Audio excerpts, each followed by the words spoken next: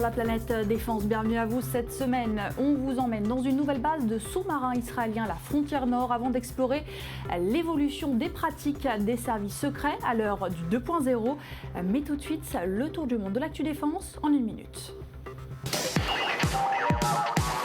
Nous commençons par la Syrie. Le chef de l'aile d'Al-Qaïda a donné aux islamistes rivaux un ultimatum. Objectif, mettre fin à leur lutte intestine. Abu Mohamed El-Golani, leader du front Al-Nusra, a ainsi invité l'État islamique en Irak et au Levant d'accepter la médiation de chefs religieux afin de mettre fin à plus d'1 an de lutte intestine qui ont conduit à des centaines de morts au cœur de leur combat avec les forces régulières du président Bachar al-Assad. Et puis en Égypte, 26 personnes ont été condamnées à mort après qu'ils ont été reconnus coupables d'avoir fondé un groupe terroriste et fabriqué des missiles ainsi que des explosifs. Selon les autorités égyptiennes, le groupe visait à cibler des navires de transit dans le canal de Suez. Cette lourde condamnation intervient un jour après la nomination d'un nouveau Premier ministre dans le pays, lequel s'est engagé, selon ses propres termes, à écraser la terreur en Égypte. Et enfin, un avion ravitailleur de l'armée américaine chargé d'assurer les opérations militaires en Afghanistan a décollé d'une base aérienne au Kyrgyzstan et ce, avant la fermeture de cette dernière qui aura lieu dans quelques mois. Un accord avec le Kyrgyzstan permettra aux forces américaines de transiter par l'aéroport de Manas, la plus importante du pays d'ici le mois de juillet.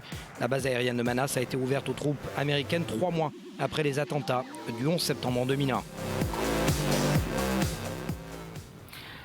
Alors que la frontière nord se réchauffe en Israël, la marine israélienne a donné cette semaine aux médias une rare opportunité, celle de visiter une nouvelle base de sous-marins située à Haïfa, au nord d'Israël. Visite guidée avec Mathias Sinbar. Le Hezbollah l'a confirmé. C'est bien l'armée israélienne qui aurait mené un raid à la frontière syro-libanaise contre des missiles de la mouvance chiite. C'est dans ce contexte que la marine israélienne a ouvert les portes de Polynum, la nouvelle base de sous-marins construite à Haïfa. Elle devrait prochainement accueillir le nouveau modèle Dauphin, un sous-marin de confection allemande.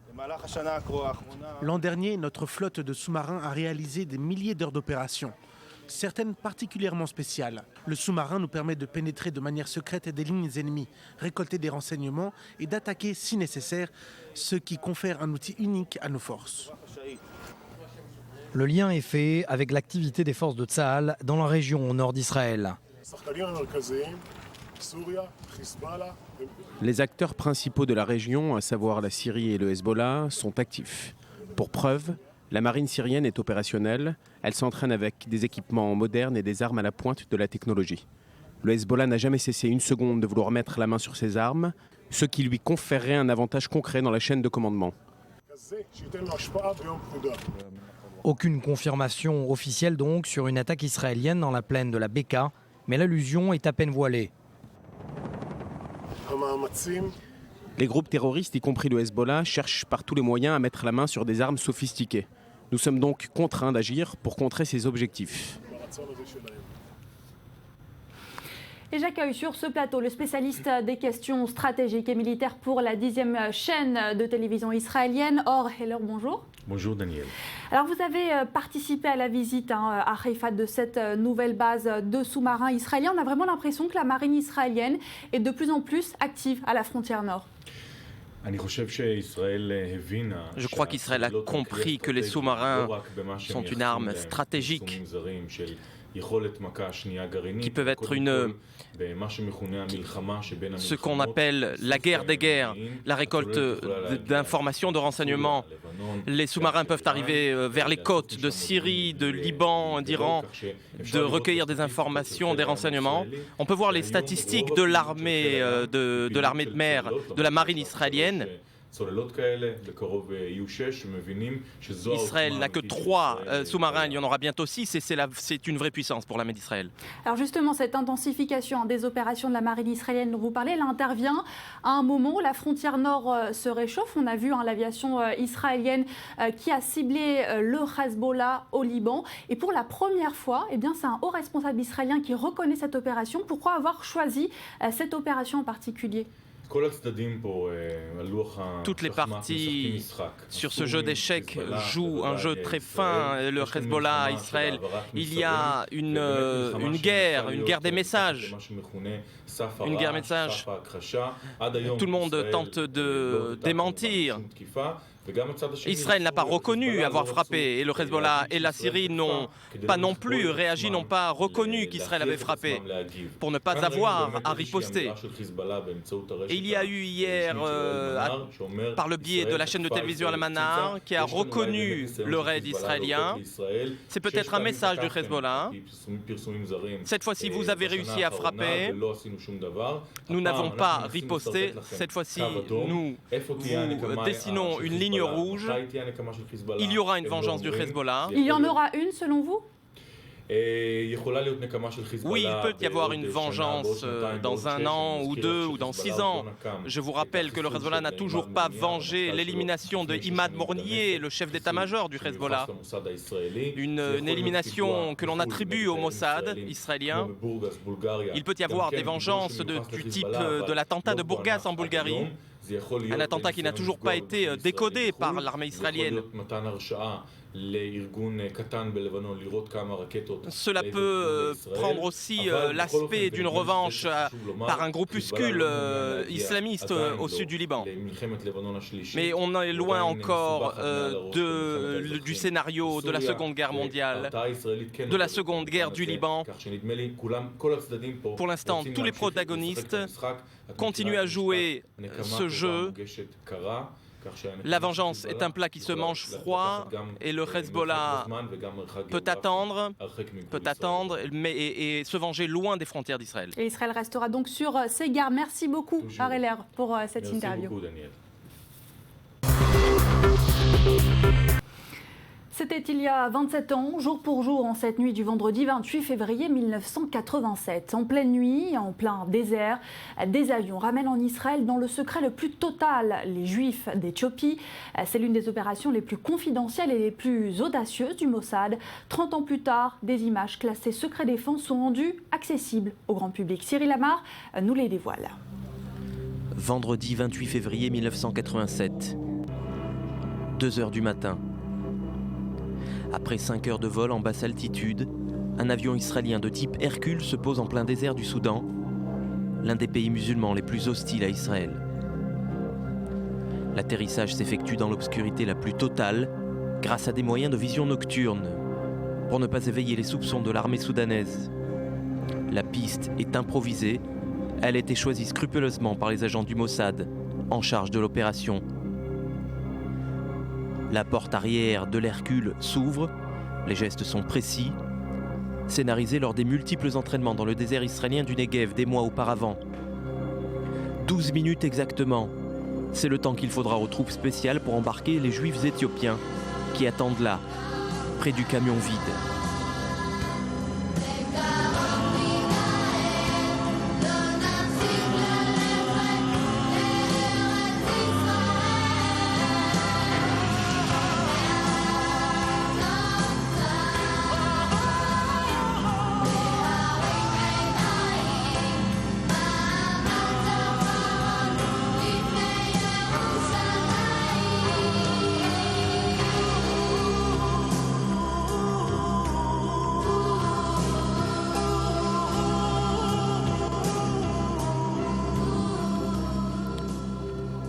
Tout s'enchaîne alors très vite.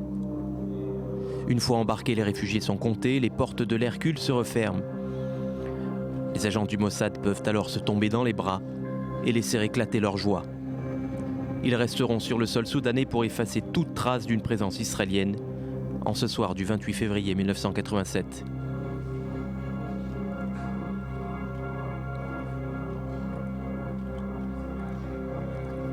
À l'intérieur de l'avion, les silhouettes prennent enfin forme, femmes, enfants et personnes âgées. Tous sont en route pour Israël.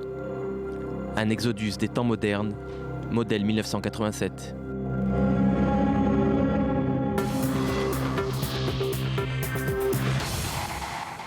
Et après ce voyage dans le passé, on s'intéresse désormais au futur des services secrets. À l'heure du règne d'Internet, nos habitudes ont changé et avec elles, celles des services de renseignement. Alors comment les pratiques de collecte d'informations ont-elles évolué avec la révolution du web? On en parle dans un instant avec notre invité. C'est juste après ce reportage. Place Tahrir, Tel Aviv, Madrid, Caracas, Bangkok et récemment Kiev. Des révolutions civiles qui ont drainé des millions de personnes Des événements majeurs qui ont changé le cours de l'histoire, des faits qui ont tous en point commun Internet et sa capacité à changer ces sociétés. Aujourd'hui, il ne faut pas plus d'un commentaire, d'un forum sur un réseau social, d'un groupe sur WhatsApp pour attirer des milliers de personnes dans les rues. La société IOTT cherche justement à identifier la genèse de ces phénomènes. L'idée est de comprendre à partir de quel moment une tendance devient en quelque sorte une menace pour le gouvernement. C'est un énorme défi. IOTT se présente presque comme un agent privé. Il trace la cible dans les moindres détails en collectant le plus grand nombre d'informations. Une fois regroupées, ces informations lui servent à agir avec une précision technologique. Nous mettons en place des unités opérationnelles de renseignement avec des technologies que nous combinons avec notre savoir-faire en termes de récolte de renseignements. Cette expertise n'est pas utilisée uniquement pour assister les gouvernements dans leur lutte contre les soulèvements populaires ou les crimes organisés. Elle tisse une toile suffisamment élargie pour ne laisser filer aucun détail. Il y a 3 semaines, nous avons reçu une mission de l'une des plus grandes fortunes du monde. Cette personne devait se rendre au Super Bowl et voulait savoir ce que l'on disait sur elle, sur Internet. Et nous avons trouvé dans les abysses de la toile que son numéro de sécurité sociale était mis en vente. La question est de savoir où est la vie privée. Selon ce spécialiste, elle n'existe pas.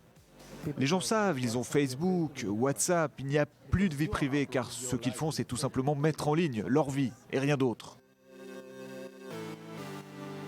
Mais que cache-t-on ? Pour IOTT, une chose est sûre, en cas de nouveau conflit majeur, Internet pourrait bien remplacer les tanks et avions de chasse.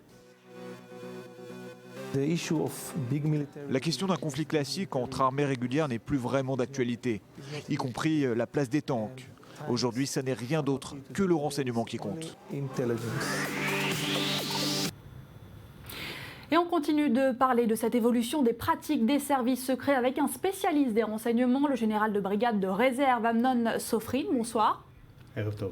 Alors vous diriez Bonsoir. que la collecte d'informations est devenue beaucoup plus facile aujourd'hui pour les services secrets à l'heure du 2.0 ? Je ne crois pas qu'elle est plus facile, je crois qu'il y a un aspect supplémentaire. Jusqu'à présent, nous recherchions les preneurs de décisions, nous essayons de comprendre la manière dont les dirigeants prenaient les décisions. Aujourd'hui, il y a un autre aspect nouveau. Cet aspect, c'est celui de la population, les gens dans la rue qui communiquent à l'aide des réseaux sociaux, à l'aide d'Internet. Et si vous voulez comprendre l'état d'esprit de la population, il faut comprendre il faut examiner les réseaux sociaux et essayer de récolter des informations. Et je vous donnerai un exemple.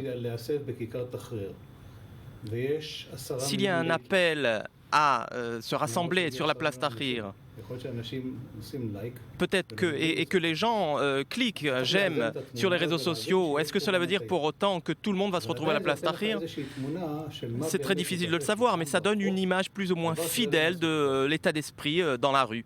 Alors une image partielle, vous le dites, il y a quand même quelque chose de paradoxal. On a deux mondes. On a celui du web où tout est exposé et celui des services secrets où tout, justement par définition, est secret. Comment est-ce que ces deux mondes peuvent coexister, être compatibles ?